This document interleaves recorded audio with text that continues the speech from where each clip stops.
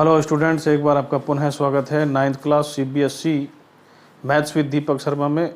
9th class CBSE का अध्ययन कर रहे हैं।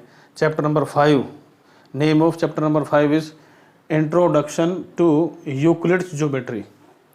तो देखिए, सबसे पहले यूक्लिड की ज्योमेट्री का अध्ययन कैसे स्टार्ट हो रहा है। इंट्रोडक्शन से, the word geometry comes from the Greek word geo meanings the earth. Geo का मीन्स क्या है? अर्थ। अर्थ मीन्स भूमि या पृथ्वी। And metrein meanings to measure. To measure means मापना। जो भी लेंथ और ब्रेड्थ है उसको कैसे मापेंगे तो वो उसमें टू मेजर में आएगा। Geometry appears to have originated from the need for measuring land. मतलब भूमि को नापना संबंधी जितनी भी चीज़ें आएंगी वो ज्योमेट्री में आएंगी। तो ये इसके इंट्रोडक्शन से शुरुआत हो रही है। आगे देखिए, a Greek mathematician Thales is credited with giving the first known proof. तो जो पहला नॉन प्रूफ दिया था वो ग्रीक मैथमेटिशियन है जिसका नाम है थेल्स। उसने फर्स्ट नॉन प्रूफ दिया था।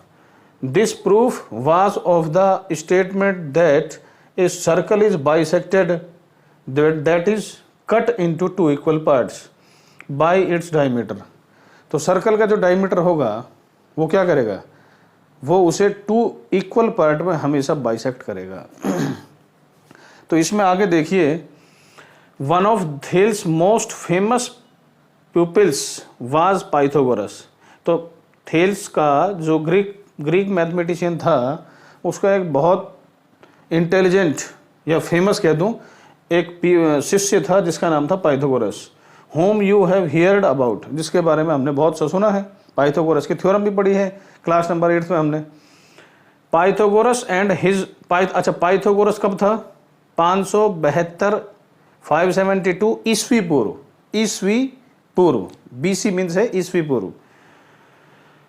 His group discovered many geometric properties and developed the theory of geometry to a great extent। मतलब इन्होंने और इनके शिष्यों ने, इनके साथियों ने इसको बहुत आगे तक बढ़ाया। This process continued till 300 BC। मतलब ये जो इनका ज्योमेट्री के बारे में जो भी लर्निंग प्रोसेस था जिसे इन्होंने बहुत आगे तक बढ़ाया था वो 300 ईस्वी पूर्व तक लगातार चलता रहा। At the time Euclid's a teacher of mathematics eight Alexandria in Egypt collected all the known work and arranged it in famous treatise called Elements। मतलब इन्होंने एक ग्रंथ का निर्माण किया जिस ग्रंथ को क्या नाम दिया इन्होंने? एलिमेंट्स। तो एलिमेंट्स की चर्चा जब हम इसमें कर रहे हैं तो एलिमेंट्स के बारे में मैं आपको सबसे पहले बता दूं। He divide the Elements into 13 chapters. 13 chapter का इन्होंने निर्माण किया।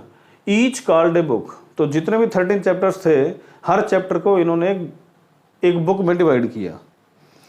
तो मतलब कितना बड़ा इन्होंने जो बुक बनाया उस बुक का इन्होंने जो नेम दिया वो था एलिमेंट्स। और जो एलिमेंट्स में 13 चैप्टर्स थे हर चैप्टर को उन्होंने एक नाम दिया जो था book. Euclid's definition, axioms and postulate. तो देखिए इसमें क्या है? ए सॉलिड, सबसे पहले सॉलिड की चर्चा कर रहे हैं। ए solid has shape, size and position.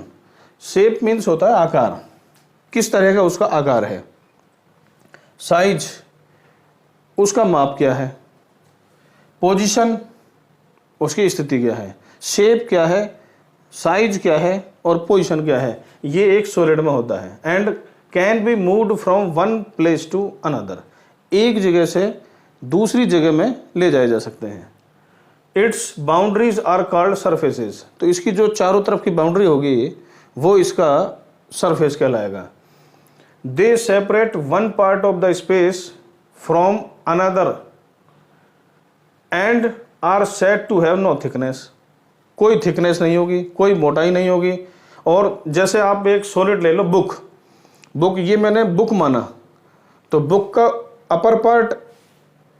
अपर जो ये अपर पार्ट है, ये ऊपर वाले हिस्से को मतलब आकाश, ये जो स्पेस है, स्पेस को आकाश बोलते हैं, आकाश के ऊपर ये ऊपर वाले हिस्से को डिनोट कर रहा है, और जो ये नीचे वाला हिस्सा है वो इसमें नीचे वाले हिस्से को डिनोट कर रहा है। तो ये मतलब क्या करते हैं, एक one part to the space from the another and said to have no thickness. तो स्पेस के एक पार्ट को दूसरे पार्ट से व्यक्त करते हैं, अलग मतलब दे सेपरेट, मतलब अलग अलग करते हैं। इसके बाद उसमें कोई थिकनेस नहीं होती। The boundaries of the surface are curves और स्ट्रेट लाइन। तो जो इसकी सरफेस की बाउंड्री मिलेगी, या तो वो टेढ़ी मेढ़ी लाइन मिलेगी या बिल्कुल सीधी लाइन मिलेगी। These lines and in point. तो जितनी भी लाइनें मिलेंगी इनमें, वो सभी पॉइंट में, मतलब उनका जो एंड होगा वो एक पॉइंट में होगा। A solid has 3 dimensions. 3 dimensions means है L B H. L means उनकी लेंथ होगी, बी मीन्स ब्रेड्थ होगी, एच मीन्स हाइट होगी। हाइट कह दो या थिकनेस कह दो, दोनों सेम है इसमें। यहाँ सॉलिड में 3 डायमेंशन, सरफेस में 2 डायमेंशन, मतलब या तो एल मिलेगी और बी मिलेगी। ए लाइन, एक लाइन में 1 मिलेगा। ए पॉइंट हैज नन, एक पॉइंट में कोई भी डायमेंशन नहीं मिलेगी, ना तो उसकी लेंथ होगी, ना ब्रेड्थ होगी और ना ही हाइट होगी। He begins his exposition by listing 23 definitions in book 1 of the Elements. तो उसने अपने जितने भी विचार थे उनमें एलिमेंट्स बुक में, बुक नंबर 1 में 23 डेफिनेशन के साथ अपने विचार साझा किए या व्यक्त किए। तो देखिए, a few of them are given below. तो ये आपको याद रखने हैं। 23 डेफिनेशंस में 7 डेफिनेशंस हैं, तो ये आपको लर्न भी रखनी है। देखिए, नंबर 1 है a point is that which has no part. Point का कोई पार्ट होता ही नहीं है। A line is breadthless length. Line की लेंथ तो मिलेगी, ब्रेड्थ नहीं मिलेगी। The ends of a line are points. कोई सी भी लाइन ड्रा कीजिए अब, उनके जो लास्ट जो मिलेगा वो एक पॉइंट मिलेगा। ए straight line is a line which lies evenly with the points on itself. तो स्ट्रेट लाइन एक ऐसी लाइन है जिसके पॉइंट्स इसी पर ही व्यक्त मिलेंगे। A surface is that which has length and breadth only. तो जो सरफेस है, जैसे मैंने यहां भी बताया था आपको, सरफेस में 2 डायमेंशन है। तो surface is that which has length and breadth only, means ये उसमें लेंथ में मिलेगी और ब्रेड्थ में मिलेगी। Edges of a surface are lines. तो जो सरफेस के एजेस मिलेंगे, एजेस मीन्स किनारे, किनारे हमेशा जो एजेस होते हैं वो हमेशा लाइन होती हैं, वो हमेशा लाइन से ही व्यक्त किए जाते हैं। A plane surface is a surface which lies evenly with the straight lines on itself. तो प्लेन सरफेस भी एक खुद सरफेस है जिस पर सभी लाइनें, स्ट्रेट लाइन मीन्स सीधी रेखा, स्ट्रेट लाइन जो सीधी रेखा होती है वो इस पर ही सपाट रूप से व्यक्त होती है, मतलब स्वयं पर ही विद्यमान होती है। Starting with his definition, Euclid assumed certain properties which were not to be proved. मतलब कई ऐसी प्रॉपर्टी थी जो प्रूव नहीं की गई। ही डिवाइडेड देम इनटू 2 टाइप्स। तो उसने पहले तो क्या दिया, डेफिनेशंस। तो डेफिनेशंस के बाद जो बच गया, जो प्रूव नहीं हुआ, वो इसने 2 पार्ट में डिवाइड की। पहला तो था, देखो, एक्सियम। एक्सियम मीन्स होता है अभिग्रहित, और दूसरा है पोस्टुलेट्स। पोस्टुलेट्स को बोलते हैं अभिधारणा। तो he used the term postulate for the assumption that were specific to geometry. मतलब जो पहला पार्ट है ये पोस्टुलेट, वो ज्योमेट्री से संबंधित था।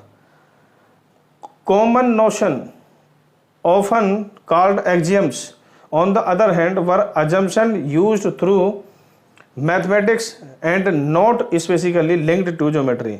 और जो ये था क्या, एक्सियम्स, वो विशेषकर किस पे था, अजम्पशन पे, जो मैथमेटिक्स में यूज है और स्पेसिफिकली ज्योमेट्री से लिंक नहीं है।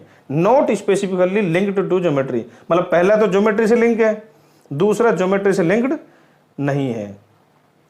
Some of Euclid's axioms not in his order given below. तो देखिए जो मतलब अब हम किसकी चर्चा करेंगे, अब हम चर्चा करेंगे एक्सियम्स की और पोस्टुलेट की। तो एक्सियम जिस तरह डेफिनेशन 7 डेफिनेशन है, इसी तरह एक्सियम्स भी हैं और पोस्टुलेट भी हैं। तो वो कौन कौन से हैं और तो इस संबंध में हम अगले पेज में चर्चा करें।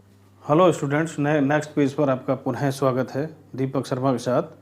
तो 7 एक्सियम्स की चर्चा कर रहे हैं। यूक्लिड के एक्सियम्स हैं 7, जिसमें फर्स्ट है things which are equal to same thing are equal to one another. तो वस्तुएं जो एक दूसरे के जो बराबर हों वो आपस में भी बराबर होती हैं। If equal are added to equal then wholes are equal. बराबर को बराबर में जोड़ा जाए तो बराबर ही रहेगा। इक्वल आर सब्सट्रैक्टेड, जैसे x इक्वल टू वाई है तो x plus 2 equal to y plus 2 होगा। If equal are subtracted to equal then remainders are equal, means x equal to y है तो x minus 2 equal to y minus 2 होगा। Things which coincide with one another are equal to one another. Coincide means एक ही होना। तो things which are coincide मतलब जो एक दूसरे के बराबर हैं, which one another are equal to one another, वो आपस में भी बराबर होंगी। The whole is greater than the part. Whole means एक पूरा पार्ट किसी एक पार्ट से बड़ा होता है। जैसे होल पार्ट मीन्स होता है वन पार्ट। तो देखिए one part, whole part is greater than the part, means जैसे one greater than half part. Complete part is greater than half part. Complete part is greater than 1/3 part. Thing which are double to same things are equal to one another. तो वस्तुएं जो दूसरी वस्तु का डबल हो are equal to one another, एक दूसरे के बराबर होती हैं। तो देखिए इसका एग्जांपल देखिए, यदि b इक्वल टू 2a और c इक्वल टू भी 2a हो। Thing which are double to same thing, मतलब a का डबल b भी है, a का डबल c भी है। दिस मीन्स ये दोनों से एरो लगाया, this means b equal to c होगा। Things which are halves, halves means plural of half, half का बहुवचन, plural of half. Things which are halves to same thing are equal to one another. तो वस्तुएं जो दूसरी वस्तुओं की आधी है वो आपस में भी बराबर होंगी। तो b a/2 a का भी हाफ है, c a का भी हाफ है, तो b इक्वल टू c होगा। तो स्टूडेंट्स ये 7 एक्सियम्स हैं यूक्लिड के जो आपको लर्न होने चाहिए। तो एक्सियम्स के बाद अब हम चर्चा करेंगे पोस्टुलेट की। Now let us discuss Euclid's 5 postulates. तो 5 पोस्टुलेट्स में देखिए नंबर फर्स्ट इसमें चर्चा कर रहे हैं from an postulates number 1, a straight line may be drawn from any one point to any other point. A straight line, एक स्ट्रेट लाइन जो भी आपको गिवन होगी, may be drawn from any one point to any other point. मतलब अगर आपको 2 points given है, 2 points given है, जैसे देखिए first point is P and second point is Q। आप P और Q को ऐड कीजिए, ज्वाइन कीजिए, तो आप P और Q से एक लाइन ड्रा कर सकते हैं which is called line PQ। तो इसका देखिए हमने क्या दिया, ये है postulate number 1। Note that this postulate tells us that at least one straight line passes through 2 distinct points, but it does not say that there cannot be more than one such line. However, in his work, Euclid has frequently assumed without mentioning that there is a unique line joining 2 distinct points. Distinct means different. आपको two different point दे दिए, first point is P, second point is Q, तो two different point के साथ one line join की जा सकती है, means you get one line. तो देखिए इसी के ऊपर we state this result in the form of an axiom, मतलब ये जो पोस्टुलेट है, इस पोस्टुलेट के ऊपर अब हमने एक एक्सियम बनाया या एक एक्सियम मिला हमें जो इस प्रकार है। तो फर्स्ट पोस्टुलेट से एक एक्सियम जो मिला वो क्या है, देखिए axiom 5.1 given two distinct point there is a unique line that passes through them. Unique means अपने आप में सिर्फ और सिर्फ वन लाइन होगी।